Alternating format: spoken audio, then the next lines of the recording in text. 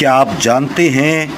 کہ ماضی کی اردو اور پنجابی فلموں کے ایکشن ہیرو لالا سدھیر کو خاص طور پر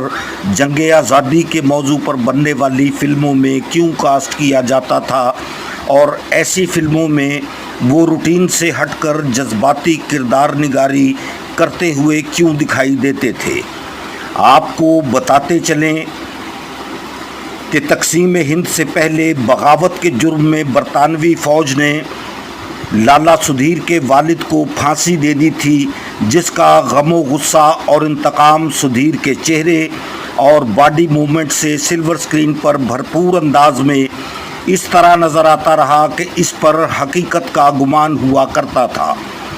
یہی وجہ تھی کہ لالا سدھیر کو جنگ آزادی کے موضوع پر بنائی جانے والی فلموں میں ترجیحی بنیادوں پر کاسٹ کیا جاتا تھا، اور سدھیر کی ایسی تمام فلموں نے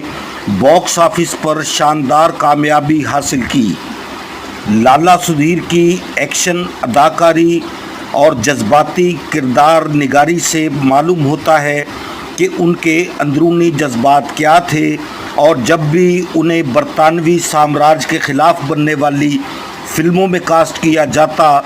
تو وہ بھرپور انداز میں ایسے کرداروں کو پلے کیا کرتے تھے جنہوں نے ان کی مقبولیت اور شہرت میں بہت زیادہ اضافہ کیا۔